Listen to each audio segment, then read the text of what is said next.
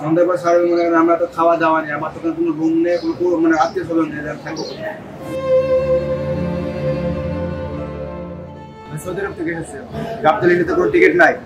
আমার মনে করেন রাত 11টা থেকে মনে করেন হচ্ছে আমি টিকিট কাটার জন্য আমি শুনছি যে অপারেটর চলছে আপনার যে কোনো টিকিট নাই, হরতাল আছে, গাড়ি ছাড়তে পারি না। জানি না ভাই, আমার প্রবাসী আর কিভাবে জানবো? আমার তো তাই কাজে ব্যস্ত, আমার তাকে মনে করেন ফ্যামিলিটা আমি বাইরে আসছি, আমার তো কোনো জানা তো নেই, আমার ফ্যামিলি যোগাযোগ নেই।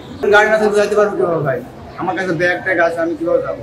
আমি প্রবাস থেকে যখন সৌদি আরব যখন বেমার উঠি আমার আনন্দ তো মন ফেটে যাচ্ছে, আমি গিয়েই তো বাসে চলে যাবো বাড়ি, সেটা তো আনন্দের ব্যাপার। এখান থেকে এসে তো মনে করেন আমার মন সব ভেঙে গেছে।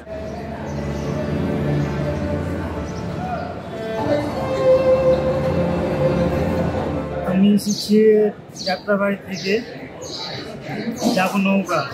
গাবতলী কাউন্টারে এসে বসে আছি, গাড়ি ছাড়ছে না এবং আতঙ্কের মধ্যে আছি, গাড়ি বন্ধ, তার রাত্রে গাড়ি পাবো বলে সম্ভব। বাড়িতে অসুখ আছে, কারণে যাওয়া জরুরি। আমি যাবো রংপুর যাবো, এখানে এসে দেখি কোনো গাড়ি ঘোড়া পাইতেছি না। সকাল 8টার থেকে যাবো, তো গাড়ি ঘুরাঘুরি করছি, কোনো গাড়ি ছাড়ে নেই।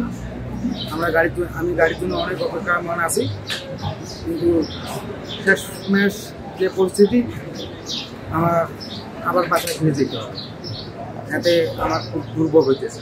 আমার বাড়িতে ইমার্জেন্সি যাওয়া লাগে।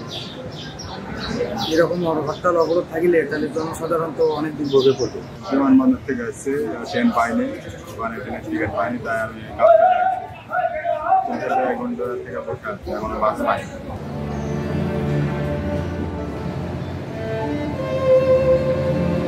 বর্তমান পরিস্থিতিতে এখন যে ভয়াবহ গাড়ি অগ্নিকাণ্ড, রাস্তায় যে ঝামেলা বর্তমানটা চলছে, এতে মালিক পক্ষ এবং আমাদের শ্রমিক পক্ষে খুব ভয়াবহ দুরবস্থা চলতে হচ্ছে।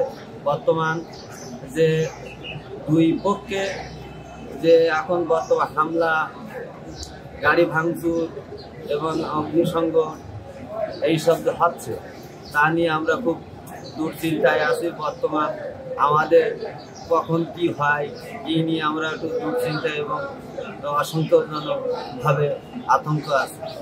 আমরা চাই যে দুই পক্ষ নিরপেক্ষভাবে সমবেত আসুক এবং শান্তভাবে দেশ পরিচালনা করুক।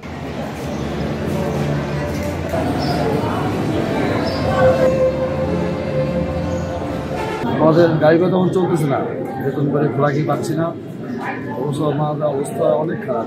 পরিবহনে অনেক কষ্টে আছে, যেমন গাড়িগুলো না চললে ওদের খাওয়াবো কি, চলবে কীভাবে, পোশাক আশাক তো অবশ্যই আছে।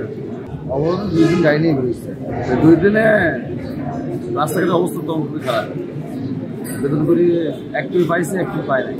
আমি আইসি ঢাকার থেকে যাবো সাতক্ষীরা। এইভাবে তো 3 ঘন্টা থেকে 3.5 ঘন্টা ঘুরে বেড়াচ্ছি, গাড়ি পাওয়া যাচ্ছে না, বন্ধ হরতাল জন্য। মনে হয় না এই দুর্ভোগটা সহ্য করার মতো।